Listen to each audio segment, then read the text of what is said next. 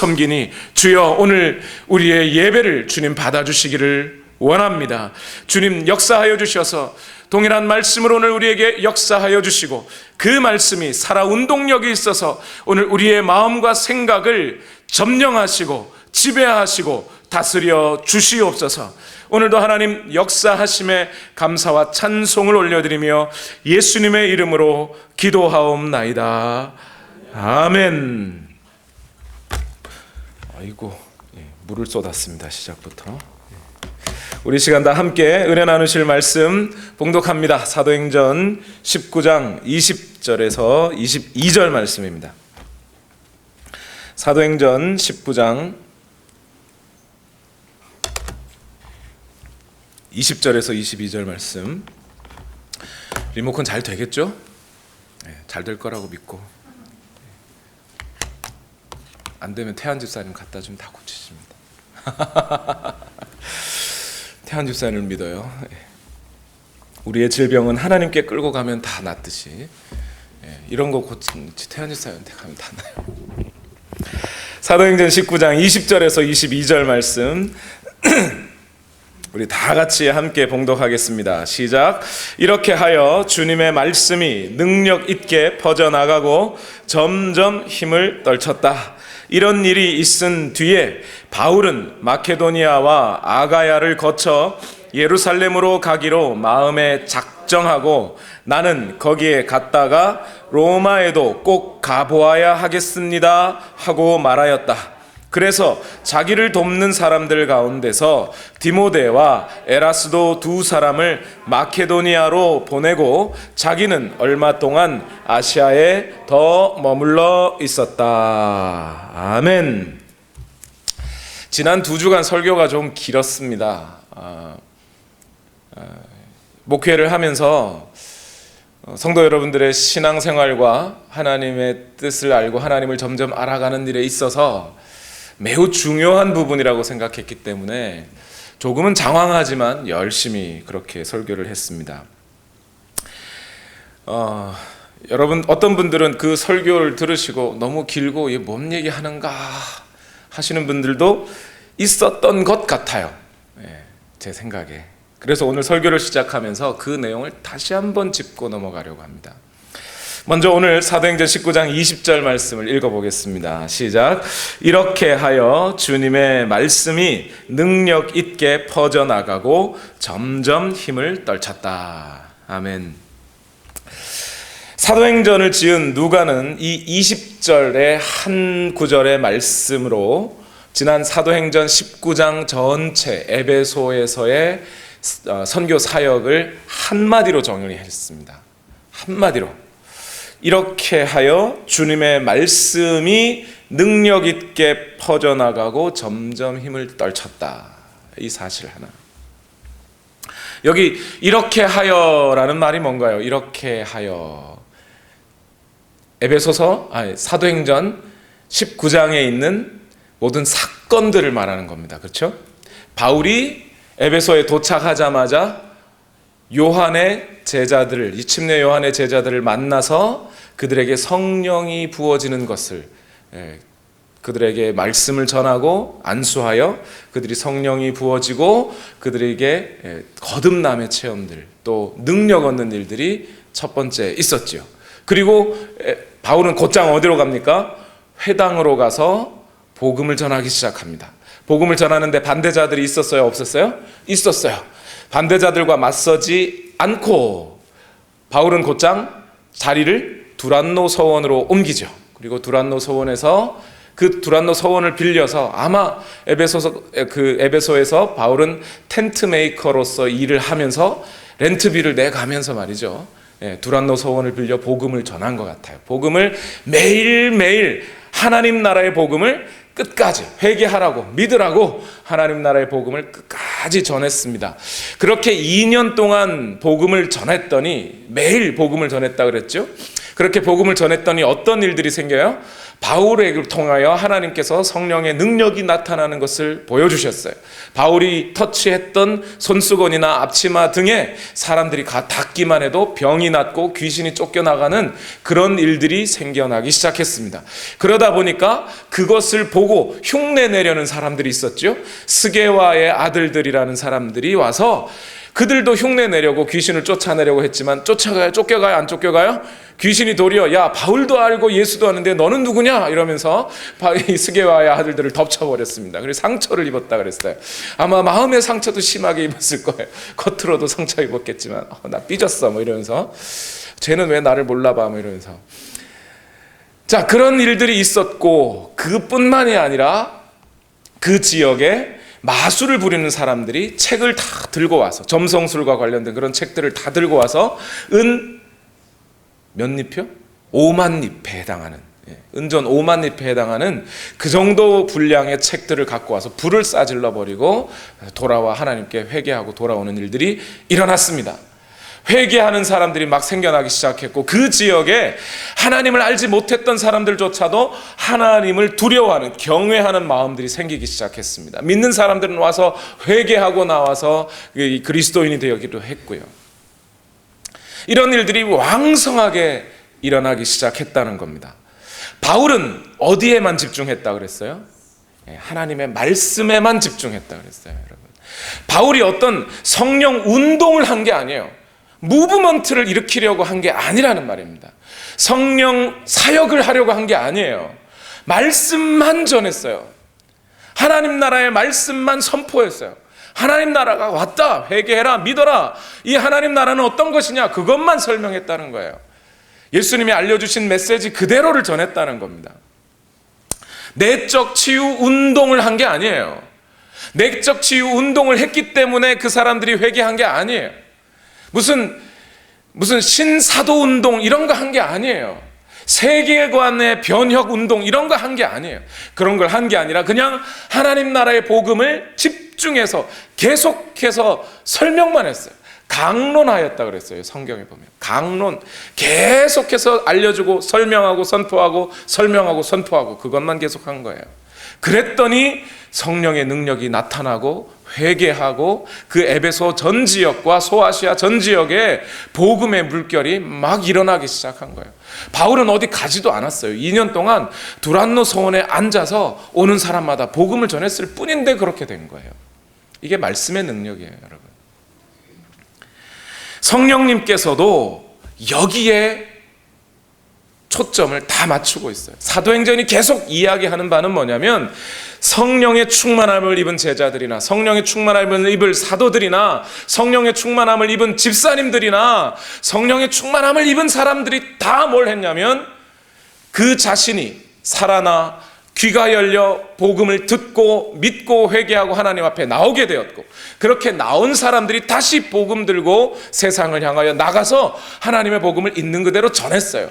바울만 그런 게 아니에요. 베드로와 요한, 스데반과 빌립 모두 다 그랬어요. 성령이 충만한 사람들이 다 그랬어요. 여기에 집중하는 거예요. 특별히 은사 사역을 하는 게 아니에요. 그 사람들이 특별히 무슨 질병의 치유 사역을 하는 게 아니라 그냥 있는 그대로 하나님의 말씀을 성령이 말하게 하심을 따라 말한 거예요. 그랬더니 이런 일들이 일어난 겁니다. 성령님도 여기에 초점을 맞추고 계세요. 오늘 우리가 교회가 말이죠.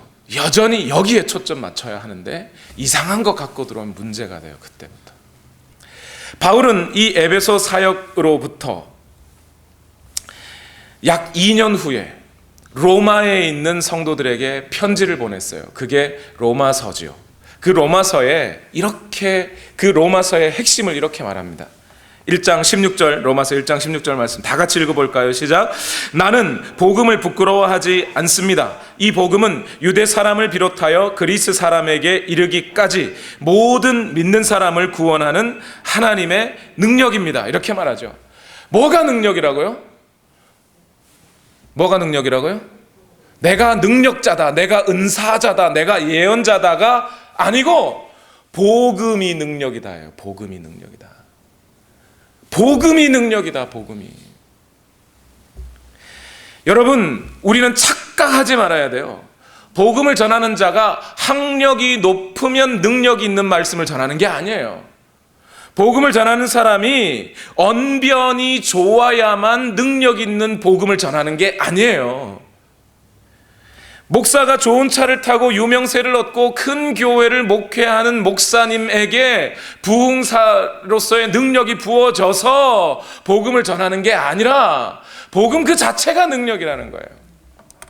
더 극단적으로 얘기하면 오늘 제가 여기 서서 말씀을 전하는 자가 비록 구원받지 못한 사람이라 하더라도요, 내 입에서 복음이 나가는 한, 제 입에서 복음이 선포되는 한, 그것이 내 진심을 다하지 않았더라도 그 복음만 있으면 그 복음이 능력이 되는 거예요. 실제로 그런 일들은 선교지에서 엄청나게 일어나고 있잖아요. 청년들이 그 나라 말을 몰라도, 그 나라 말의 뜻을 몰라도 그냥 복음의 내용 몇 문장을 달달달 외워가서 전한다고요. 그런데 그 복음을 듣고 사람들이 회개하고 돌아서요. 이게 복음의 능력이에요. 복음 자체에 능력이 있는 겁니다. 교회는, 특히 목회자는, 설교자는 이 복음을 전하는 일에 모든 마음과 생각이 집중되어 있어야 해요. 교회 키우려고 하는 게 아니라 복음 전하려고 하는 거고요. 좋은 말씀 전하려고 하는 게 아니라 생명의 말씀, 복음 전하려고 하는 거고요. 무슨 운동이나 무브먼트를 일으키려고 성령의 어떤 능력을 일으키려고 복음 전하는 게 아니라 그냥 복음 전하는 거예요. 그게 설교자의 가장 중요한 핵심이에요. 마라톤 전쟁 전투에서 아테네가 이겼다고 승전보를 전하기 위해 42.195km를 뛰어가서 우리가 이겼다고 말 한마디 하고 쓰러져 죽은 병사처럼 말이죠. 그냥 그거 전하는 거예요. 그게 설교자와 교회의 사명인 겁니다. 오늘 어떻게 하면 복음이 효과적으로 선포되느냐 하는 것, 거기에 목회자의 마음 하나는 다 거기에 쏠려 있는 거예요. 그래서 저는 확신을 가지고 성경 공부를 많이 하려고 하는 거예요. 교회에서 어떻게든. 목회를 하기 전에 어떤 분이 권면을 하셨어요. 성경 공부 너무 많이 하면 안 된다고요.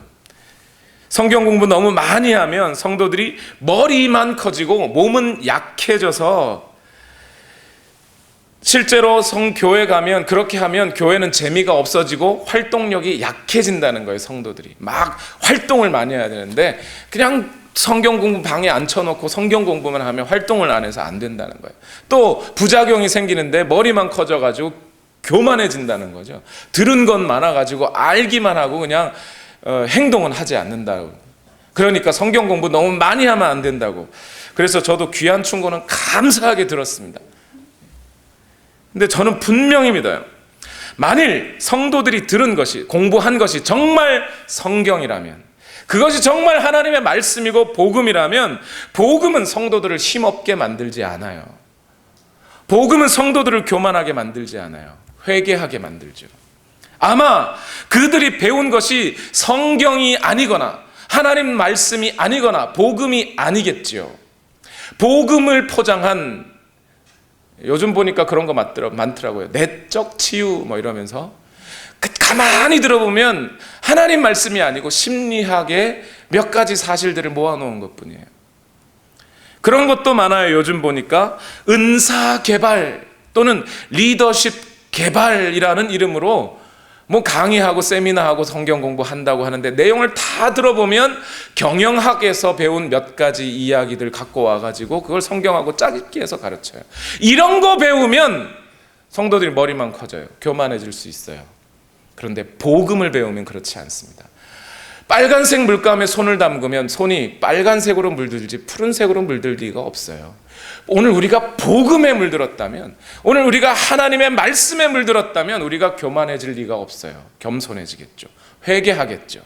에베소에서 있었던 그 일들처럼 복음의 역사들이 일어나겠죠. 복음 말고 다른 걸 들으니까 그런 거예요. 오늘 성도들의 문제는 하나님을 너무 많이 알아서 문제가 되는 게 아니고 하나님을 몰라서 문제가 되는 거예요. 하나님 말고 다른 걸 알아서 그런 거죠. 성경은 분명히 얘기해요. 내 백성이 나를 몰라서 망하는도다. 나를 아는 지식이 없어서 망하는도다. 그렇게 말하시지 하나님을 아는 지식이 있어서 교만해졌다는 성경 구절 한 구절이라도 보세요. 있는지. 없어요, 여러분. 하나님의 말씀이 사람에게 들어가면 그 사람을 힘없게 하거나 교만하게 하지 않습니다. 하나님의 말씀은 교훈과 책망과 바르게 함과 의로 교육하기에 유익하기 때문에 그래요. 거기에 대한 확신이 저도 있으니 여러분도 있으시기를 바랍니다. 우리 교회 이 사역도 해야 되고 저 사역도 해야 되고 이것도 해야 되고 저것도 해야 되는데 목사님은 왜 자꾸 성경 공부만 하라 그러나요? 그런 분들이 간혹 계세요. 죄송합니다만 그런 건 제 사역이 아니에요. 하셔도 됩니다. 뭐 교회 와서 그거 뭐 무조건 하면 안 돼 그런 얘기가 아니에요. 애들 가르칠 수 있죠. SAT 가르칠 수 있고 뭐 이거는 다른 거 다 가르칠 수 있습니다. 그러나 무엇보다 우선되고 집중되어야 하는 것은 하나님의 말씀을 가르치는 거예요. 아이들에게든 어른들에게든 상관없이 거기에 우리의 마음과 생각이 집중되기만 한다면 오늘 에베소에서 있었던 그 하나님의 말씀이 왕성하게 일어나는 일들이 오늘 여기에도 분명히 일어나게 되어 있어요. 그게 하나님 나라의 하나님 말씀의 원리입니다. 만약 하나님 나라의 말씀을 듣고 많은 사람들이 회개하고 돌아오든지 만약 많은 사람들이 회개하고 돌아오는 것이 아니라면 적은 수의 성도들이라 할지라도 일당백의 그리스도인이 될 거라고 저는 분명히 믿습니다. 그렇게 해서 그들로 하여금 다시 하나님 나라의 말씀이 증거되게 하실 거라고 저는 믿어요. 그것이 성경이 말하고 있는 원리예요. 복음이 전파되는 원리예요. 사도행전이 줄기차게 얘기하고 있는 것이 이거예요. 자, 여기까지가 서론이었습니다. 이제 그러면 사도행전 19장 20절을 읽었어요. 오늘은 21절과 22절인데 21절에만 집중할 거기 때문에 설교가 길지 않을 거라고 예상하시죠. 저도 아주 길지 않을 거라고 예상합니다. 가벼운 마음으로 들어주십시오. 이래놓고 막 부담 팍팍 주고 막 그죠? 자, 사도행전 19장 20절까지 왔어요. 그런데 이제 20절에서 분명히 얘기했습니다. 하나님의 말씀이 왕성하게 일어났다. 점점 더 흥왕하여 일어났고 힘을 얻기 시작했다. 자, 그러면 이제 어떻게 할까요? 바울은 2년 정도 에베소 사역이 왕성하게 일어나기 시작했어요. 이쯤 되면 목회자는 뭐 해야 되죠? 뭐 해야 될까요, 여러분? 복음을 한 도시에 가서 복음을 완전 흔히 말하는 생개척 아니에요, 생개척. 아무도 아는 사람 없고 오는데 와가지고 그냥 성령의 능력으로 말씀만 전해드립니다. 그냥 자기가 고생하고 렌트비, 두란노섬은 렌트비까지 다 자기가 직접 일해가지고 내고 말이죠. 그래서 사람들 오라 그래서 복음 전하고 먹을 거 없으면 그냥 다른 집사님 집에 가서 밥 좀 얻어 먹어가면서 그렇게 복음을 전했단 말이에요. 이쯤 됐으면 그러고 났더니 능력이 나타나고 사람들이 복음 앞에 와서 무릎 꿇기 시작하고 회개하고 일어났어요. 이제 뭐 해야 될까요? 이제 뭐 해야 되죠? 성전 건축해야 되죠. 그렇잖아요. 요즘 다 그렇게 하더만요. 성전 지어야죠. 성전. 이제 헌금 모아가지고 그동안 렌트비 내면서 두란노 소원 빌려가지고 했으니까 이제 번듯하게 두란노 소원만큼은 아니더라도 옆에다가 좀 그래도 사람들이 앉아서 같이 회당은 못 들어가고 두란노 소원은 뭐 빌린 거니까 옆에다가 건물 하나 딱 지어가지고 이제 번듯하게 예배 한번 드려야 될 거 아니에요. 그렇지 않아요? 아닌가요, 여러분? 아니면 연예인들 이제 불러야죠. 그래서 사람들 모아야 될 거 아닙니까?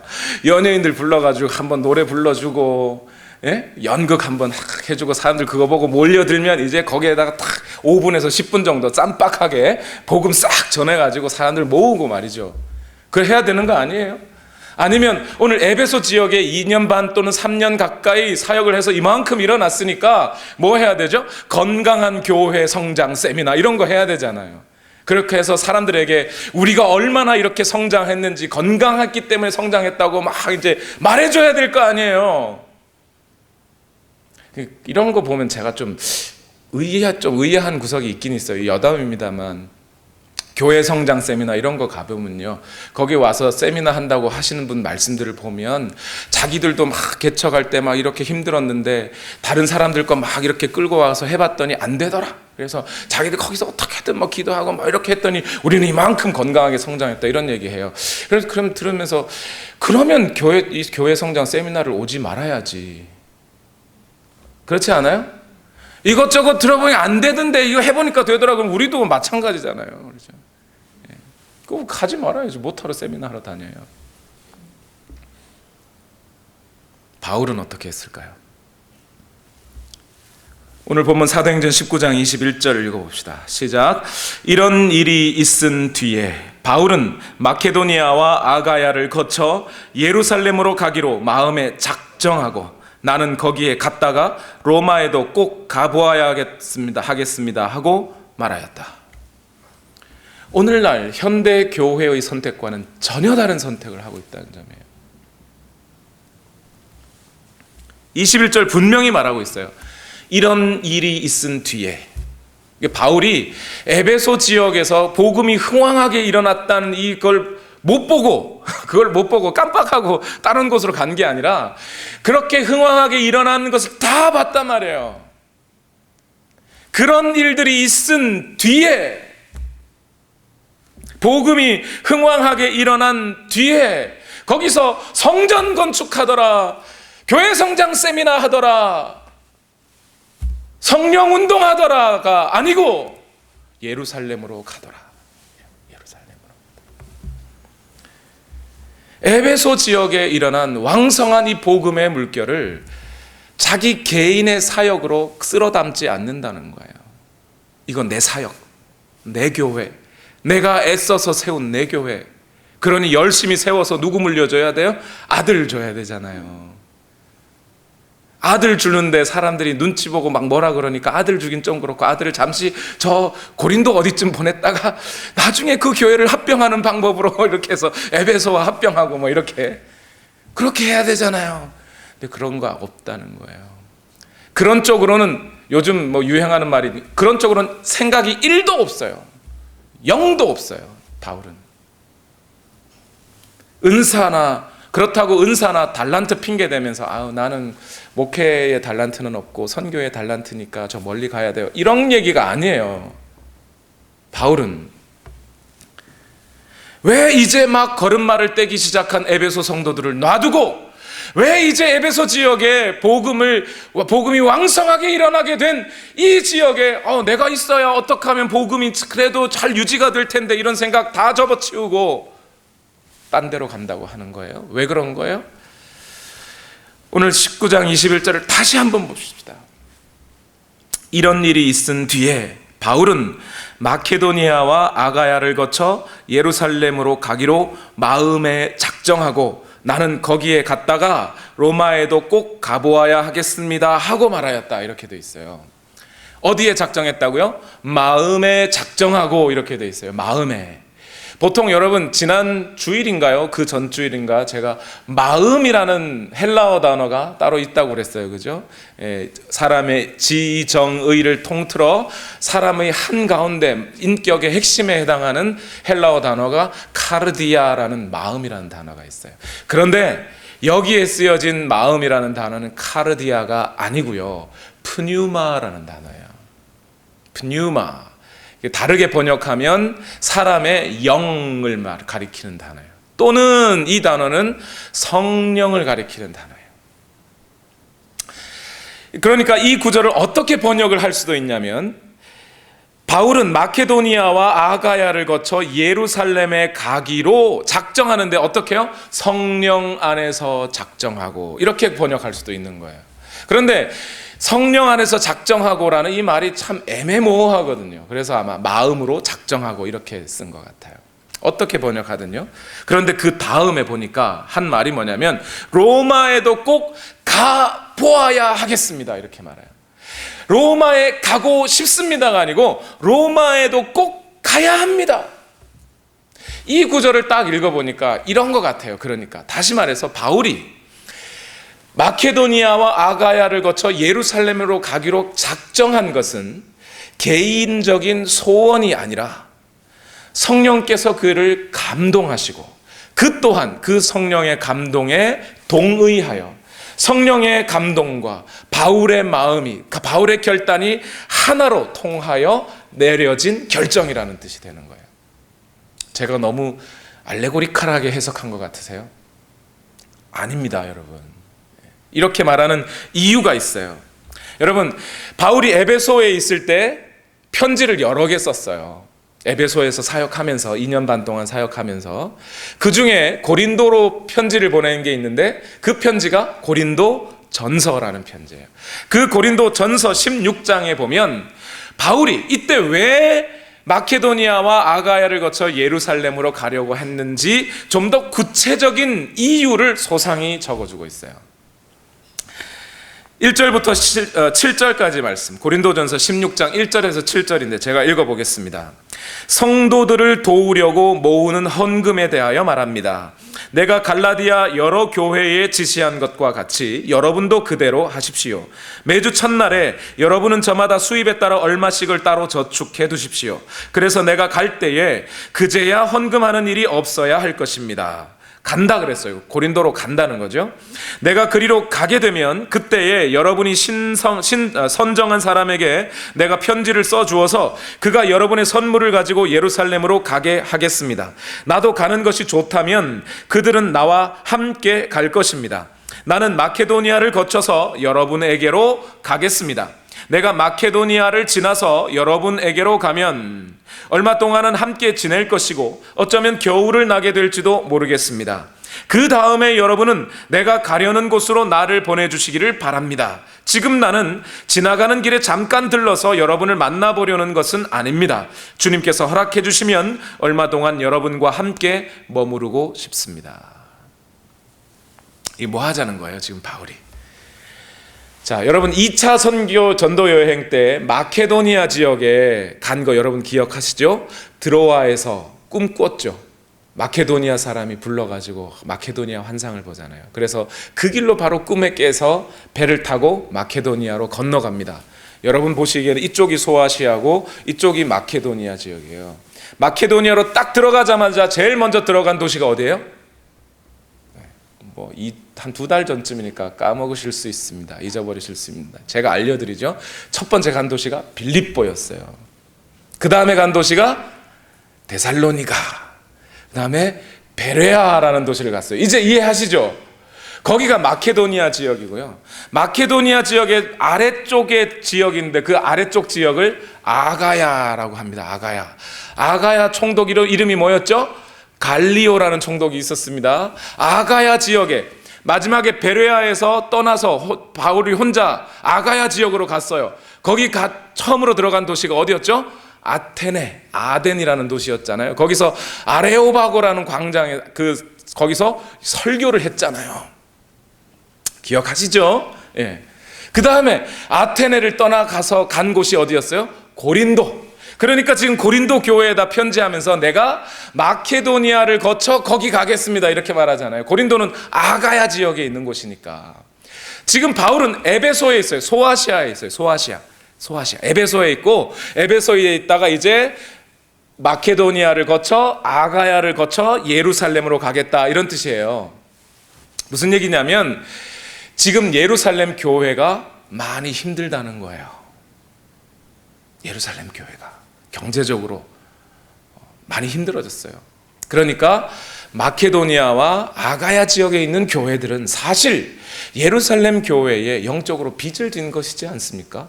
그들이 보내준 선교사와 그들이 보내준 파송해준 선교사와 복음을 듣고 이 사람들이 회복됐으니 구원을 얻었으니 영적으로는 그들에게 빚진 거죠. 그러니 바울이 그 교회들에게 돌아다니면서 첫 번째는 2차 선교 여행을 통해 세워진 교회들을 돌아보면서 그들의 믿음을 굳세게 해주고, 두 번째는 그들로부터 헌금을 걷어서 어느 교회에다 갖다 주겠다고요? 예루살렘 교회에다 갖다 주는 일을 하겠다는 겁니다. 지금 그 일을 하기 위해서 에베소를 떠나겠다는 거예요. 그것을 위해서 구체적으로는. 저는 이걸 보면서, 이 말씀을 읽으면서 마음으로 야, 참 이런 사람이 있구나, 정말 대단하다 이런 생각이 들어요. 진짜 이 사람은 성령의 메인 사람이에요. 그냥 성령 충만한다 정도가 아니라 성령의 메인 사람이구나. 이 사람은 성령이 인도하시는 대로 가는 사람이구나. 왜 그러냐면요, 여러분, 바울이 지금 성령으로 인도함을 받아서 이 마케도니아와 아가야를 거쳐 예루살렘으로 가는 이 걸음은요, 에베소 지역에 이 복음이 흥왕하여 일어난 것에 비하면 고난입니다. 고생이에요. 가면 다시 박해를 받을 것이 뻔한 거예요. 사도행전 20장 22절에서 24절 말씀을 보시면 바울이 에베소를, 그 소아시아 지역을 떠나서 마케도니아로 가면서 밀레도 항구에서 이제 에베소 지역의 사람들을 볼 수가 없으니까 그 에베소 지역에 있는 장로 몇 명을 불러서 그 사람들에게 고별 설교를 합니다. 내가 이제 가면 다시는 당신들 못 볼 것 같습니다 하면서 말씀을 전하는데, 그 구절 중에 이런 구절이 있어요. 22절에서 24절 보십시오. 이제 나는 성령에 매여서 예루살렘으로 가는 길입니다. 거기서 무슨 일이 내게 닥칠지 나는 모릅니다. 다만 내가 아는 것은 성령이 내게 일러주시는 것뿐인데 어느 도시에서든지 투옥과 환난이 나를 기다리고 있다는 것입니다.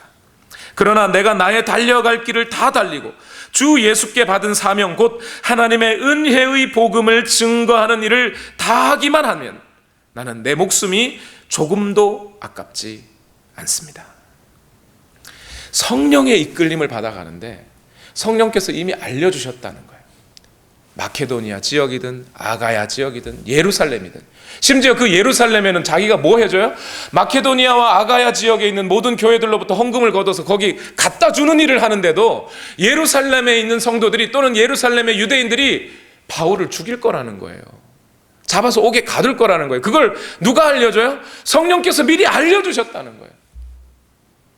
그리고 사도행전 21장에 보면, 여러분, 사도행전 11장에 나왔던 아가보라는 예언자가 나와요.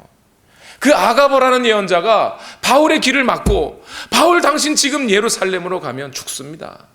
죽습니다. 예언해줘요. 근데 그 예언을 듣고 그냥 가는 거예요, 거기를. 여러분, 이런 사람이 있을까요?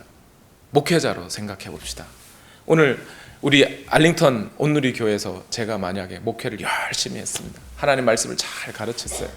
그랬더니 우리 교회 성도들도 많이 늘었고, 그 한 성도 한 성도들 다 그냥 정말 금과 같은 믿음으로, 다 정금 같은 믿음으로 다 세워졌어요. 이제 목회하기 편해졌지 않습니까? 그동안 목회하느라고 애썼지 않습니까? 보상 받을 만하지 않아요? 그런데 그거 다 두고 다시 딴 데 간다는 거예요. 가는데, 가면 온누리 교회보다는 더 큰 교회 가야 될 거 아니에요. 더 좋은 교회 가야 될 거 아니에요. 페이 더 많은 교회 가야 될 거 아니에요. 사람 더 많은 교회 가야 될 거 아니에요. 거기 안 간다는 거예요. 오히려 죽음이 기다리고 있는 곳, 오히려 환난이 기다리고 있는 곳, 거기로 가겠다는 거예요. 아무런 보상이 없는 곳으로 가겠다는 거예요.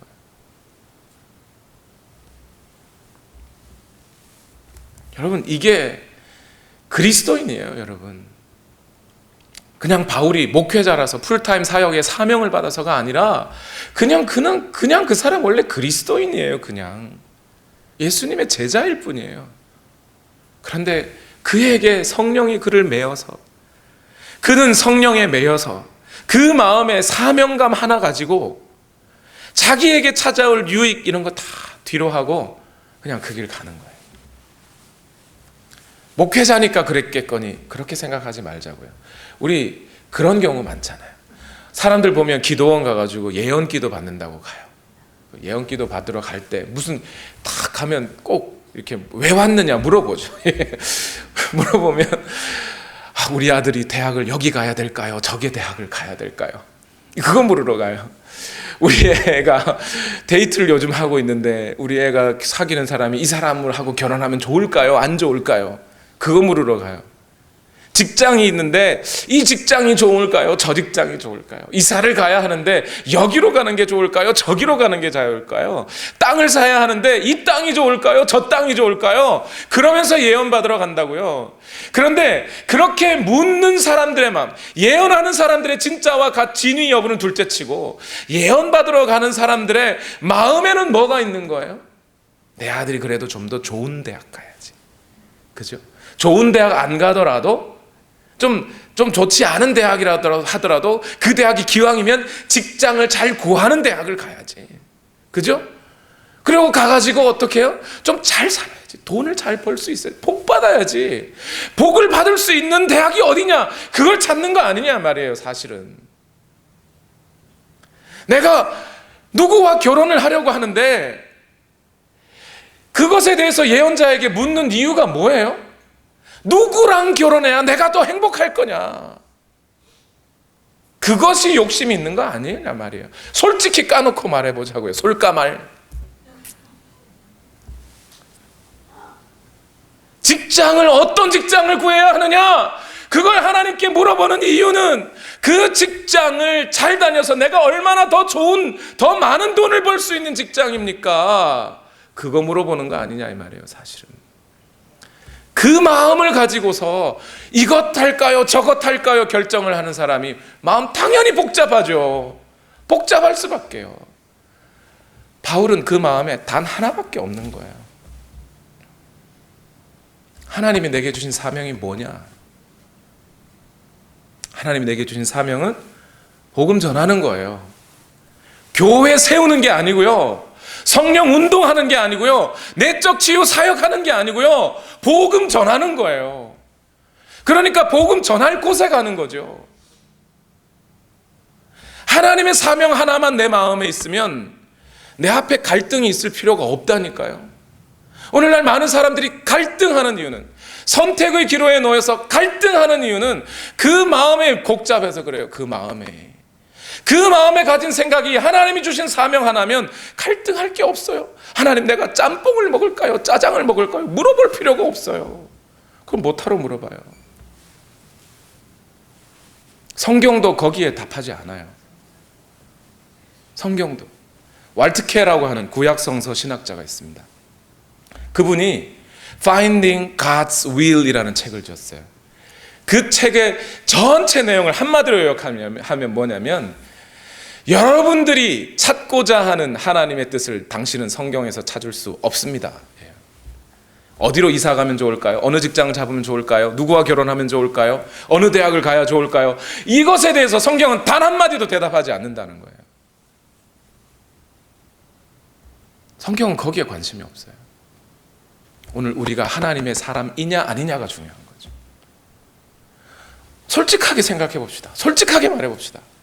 오늘 내가 직장을 A라는 직장을 구하든 B라는 직장을 구하든 하나님한테 그게 뭐가 그렇게 중요해요? 그 사람이 하나님의 사람이기만 하다면, 하나님의 사명에 절대 순종하는 사람이기만 하다면, 하나님의 말씀을 최고의 가치로 놓고 사는 사람이기만 하다면, 그가 A라는 직장을 구하든 B라는 직장을 구하든 무슨 상관이에요? A에서도 하나님의 나라를 선포하고, A 직장에서도 하나님의 말씀을 순종하고 그리스도의 빛을 발하며, B라는 직장에서도 빛과 소금의 역할을 담당할 수 있으면 되는 것이지, A를 구하냐 B를 구하냐가 뭐가 중요해요? 하나님께 중요할 게 없어요. 하나님은 하나님의 사람이면 재산이 풍비박산 나면 어떻습니까? 사람들이 놀려요? 놀리면 어떻습니까? 그 사람들이 나를 천국 보내줘요? 그 사람들이 내 영혼을 소멸시킬 수 있어요? 기껏해야 내 목숨밖에 죽이지 못하는 사람들인데. 바울의 마음에는 이것이 가득 차 있는 거예요. 하나님의 사명이 가득 차 있는 거예요. 여러분, 하나님의 뜻을 구하려면 그렇게 구하십시오. 하나님이 만약에 우리가 하나님께, 하나님 내가 짬뽕 먹는 게 좋을까요? 짜장 먹는 게 좋을까요? 물어보면 하나님이 이렇게 긁으시면서 글쎄 나는 뭐 네가 맛있는 거 먹으면 좋겠다 이러시지 않겠냐 이 말이에요. 여러분, 오늘 우리 안에 하나님의 사명만 있으면 우리 앞에 놓인 뭐 여러 선택지들은 그냥 갈등이 없어지게 돼 있어요. 중요하지 않게 돼요. 성령의 사람이란 말이죠. 그런 겁니다. 두 번째로 제가 또 놀란 게 한 가지가 있는데, 성령의 사람이란 꿈꾸는 사람이구나. 꿈꾸는 사람이구나. 요엘서 2장 28절 말씀에, 그런 다음에 내가 모든 사람에게 나의 영을 부어주겠다. 너희의 아들 딸들은 예언을 하고 노인들은 꿈을 꾸고 젊은이들은 환상을 볼 것이다. 누가 꿈을 꾼다고요? 노인들이 꿈을 꾼다는 거예요. 노인들이. 그런데 여러분, 솔직하게 이것도 노인이면 꿈꿀 나이는 지났잖아요. 물론 잠이 없으셔서 꿈을 많이 꾸실지도 모르지만 그런 뜻이 아니라, 노인이라면 미래에 대한 내가 앞으로 어떻게 해야지 희망이, 이런 게 계획을 세우는 분들이 아니잖아요. 그런데 어떻게 하면요, 그들에게 성령이 임하면 노인들도 꿈을 꾼다는 거예요. 노인들도 기대한다는 거예요. 노인들도 미래를 위하여 계획하더라는 거예요. 지금 바울을 보세요. 이때 에베소 사역을 마감할 때 시대가 55년 정도예요. 서기. 예수님보다 바울이 한 몇 살 어리다고 치면 나이 50이 다 됐어요. 지금 50이라 그러면 아직도 젊은 사람이라 할지 모르지만, 그 당시 50은요 나이 많은 사람에 속하는 거예요. 노사도예요. 노사도. 경험이 풍부한 사도예요. 그런데 바울은요 어떻게 한다고요? 내가 마케도니아와 아가야를 거쳐 예루살렘으로 간 다음, 그 다음에 어디를 또 가겠다고요? 로마를 또 가겠다는 거예요. 로마를. 여러분, 지금 마케도니아와 아가야를 거쳐 예루살렘에 오죠. 로마는 어디 있는지 아세요? 여기서 출발했단 말이에요. 여기가 이제 남쪽에는 예루살렘이 있고 북쪽에는 안디옥이 있어요. 안디옥에서 출발해가지고 마케도니아 거쳐가지고 아가야로 가서 예루살렘으로 갔잖아요. 로마는 어디 있냐면 여기 있어요, 여러분. 로마는 더 간다는 거예요. 더 간다는 거예요. 지금 2차 전도여행, 3차 전도여행 끝나고 또 더 간다는 거예요. 그 정도 간 것으로는 모자라서 더 간다는 거예요. 노사도께서. 젊은이도 아닌데 이제 그냥 한 교회 정착하시지, 로마를 또 간다는 거 아니에요. 로마를 꿈꾸고 있어요, 이 성령의 사람. 근데 여러분, 더 놀라운 건 뭔지 아세요? 바울의 진짜 목표는 로마에 있는 게 아니에요. 로마서 15장 22절에서 28절. 그래서 내가 여러분에게로 가려고 하였으나 여러 번 길이 막혔습니다. 그러나 이제는 이 지역에서 내가 일해야 할 곳이 더 없습니다. 여러 해 전부터 여러분에게로 가기를 바라고 있었으므로 내가 스페인으로 갈 때에 지나가는 길에 여러분을 만나보고 잠시 동안만이라도 여러분과 먼저 기쁨을 나누려고 합니다. 그 다음에 여러분의 후원을 얻어 그곳, 여기 스페인이죠, 스페인으로 가게 되기를 바랍니다.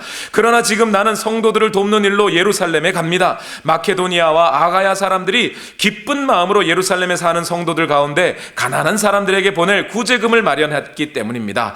그들은 기쁜 마음으로 그렇게 하였습니다. 그들은 정말로 예루살렘 성도들에게 빚을 진 사람들입니다. 이방 사람들은 그들에게서 신령한 복을 나누어 받았으니 육신의 생활에 필요한 것으로 그들에게 봉사할 의무가 있습니다. 그러므로 나는 이 일을 마치고 그들에게 이 열매를 확실하게 전해준 뒤에 여러분에게 들렀다가 스페인으로 가겠습니다. 어디까지 간다고요? 스페인까지 간대요. 왜 스페인일까요? 왜 스페인일까요? 당시 로마 제국을 이렇게 전체를 보면요, 이쪽 끝에, 동쪽 끝에 예루살렘과 안디옥이 있어요. 그 다음에 조금 서북쪽으로 올라오면 마케도니아와 아가야 지역이 있어요. 고린도나 빌립보가 있는 이 지역. 조금 더 중앙으로, 로마 제국 전체 중앙에 어디가 있어요? 로마가 있는 거예요. 이탈리아 로마가. 거기서 서쪽 끝까지 가면 뭐예요? 스페인인 거예요. 지금 바울은 어디를 보고 있어요? 이쪽 끝에서, 동쪽, 로마 제국 전체의 동쪽 끝에서 서쪽 끝을 보면서 어디까지 가겠다는 거예요. 지금 바울의 마음에는, 내가 오직 성령이 너희에게 임하시면 너희가 능력을 받고 온 예루살렘과 온 유대와 사마리아와 어디까지요? 땅 끝까지 이르러 내 증인이 되리라. 그 말씀을 마음에 품은 거예요. 바울이 직접 들은 말씀은 아니에요. 사도들이 전해준 말씀이겠지요, 예수님의 제자들이. 그러나 그 말씀을 마음에 품고, 오늘 내게서 분명히 예수님은 약속하셨어요. 성령을 받고 능력을 받으면 땅 끝까지 이르러 내 증인이 될 것이라고 말씀하셨으니, 그 마음을 마음에 품고, 그러면 내가 오늘 가야 할 땅 끝이 어디냐 이거예요. 그러고 꿈을 꾸는 겁니다. 성령 안에서. 어디까지 가겠다? 스페인까지 가겠다. 거기가 땅끝이니까. 예, 물론 바울은 스페인까지 못 갔습니다. 스페인은 다른 사람의 몫이었던 것 같아요. 스페인까지 못 가고 로마에서 죽습니다.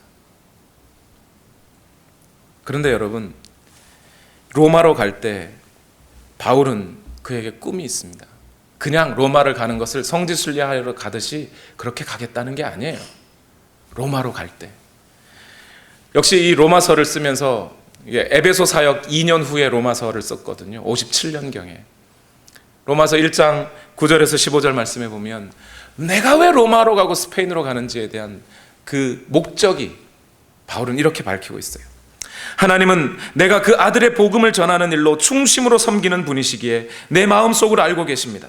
나는 기도할 때마다 언제나 여러분을 생각하며 어떻게 해서든지 하나님의 뜻으로 여러분에게로 갈 수 있는 좋은 길이 열리기를 간구하고 있습니다. 내가 여러분을 간절히 보고 싶어하는 것은 여러분에게 신령한 은사를 좀 나누어 주어 여러분을 굳세게 하려고 하는 것입니다. 이것은 내가 여러분과 함께 지내면서 여러분과 내가 서로의 믿음으로 서로 격려를 받고자 하는 것입니다. 형제자매 여러분, 여러분은 이것을 아시기 바랍니다. 나는 여러분에게 가려고 여러 번 마음을 먹었으나 지금까지 길이 막혀서 뜻을 이루지 못하겠습니다. 나는 다른 이방 사람들 가운데서도 열매를 거둔 것과 같이 여러분 가운데서도 그것을 좀 거두려고 했던 것입니다.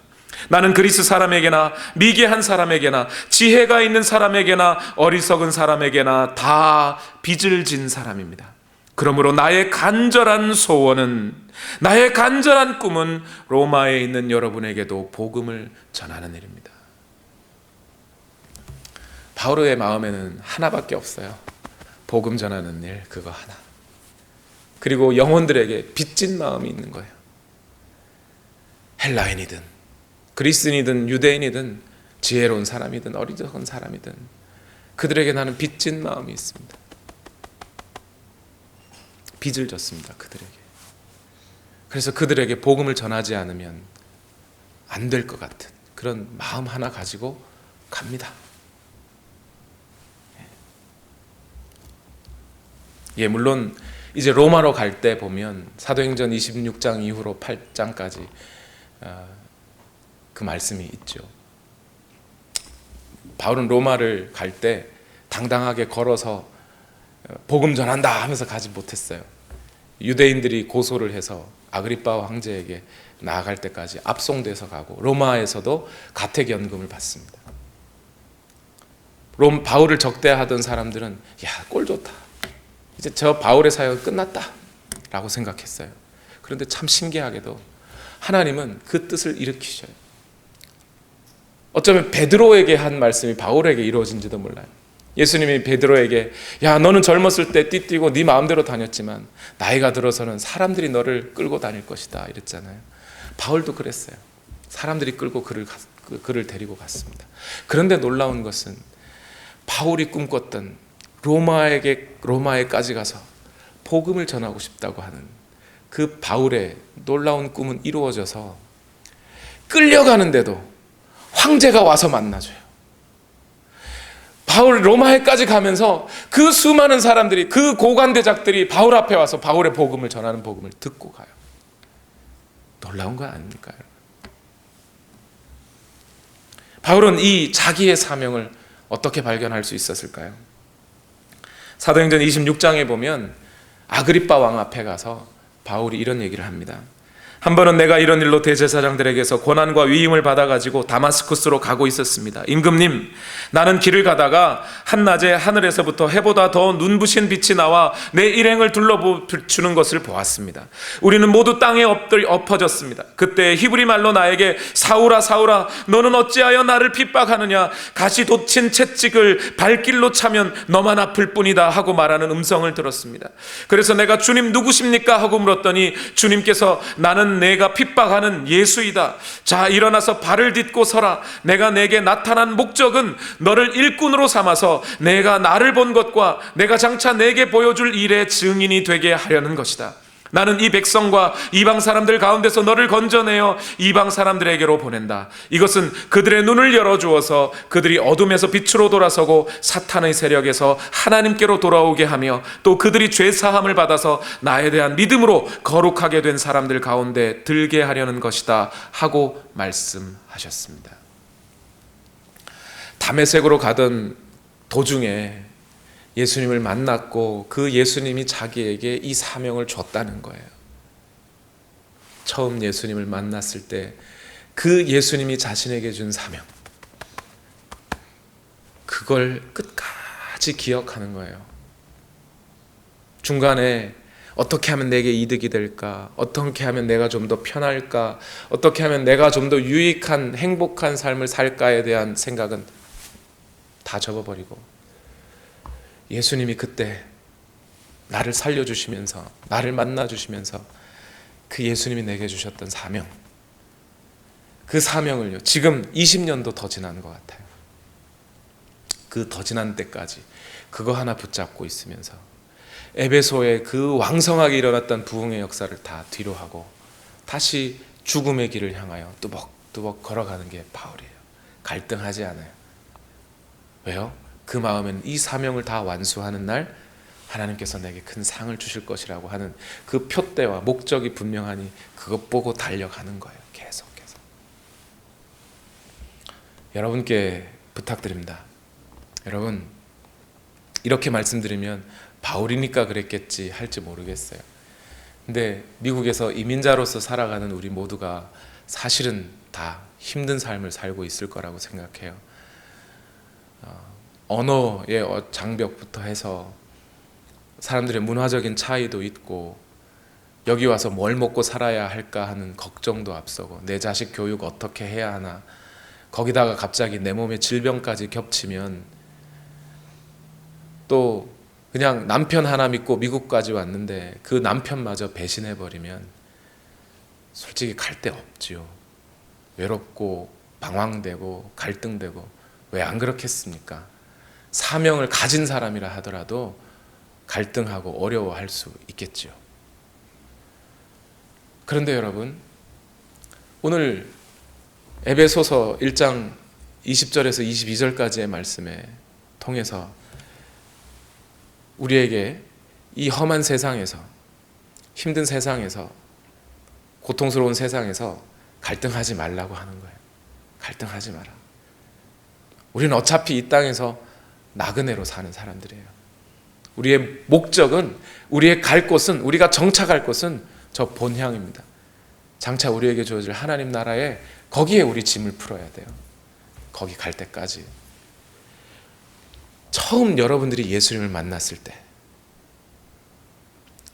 가지셨던 그 처음 사랑과 그 예수님께서 여러분을 만나실 때 여러분에게 주셨던 사명을 잊지 마십시오.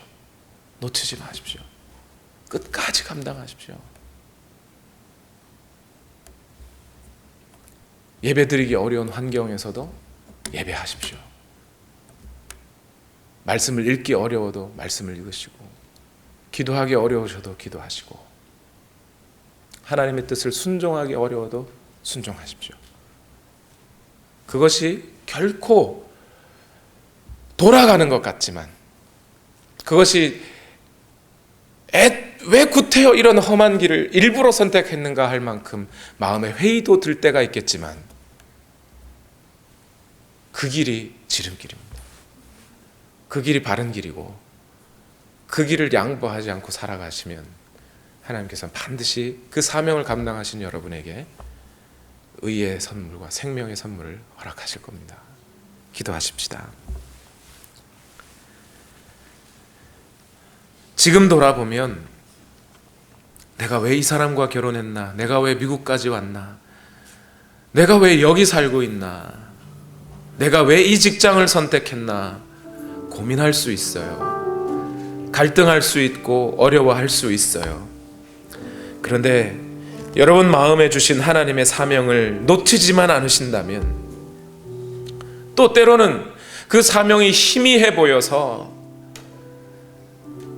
갈팡질팡 우왕좌왕 해도 괜찮습니다. 하나님께서 우리를 인도하고 계신다는 사실을 잊지만 않는다면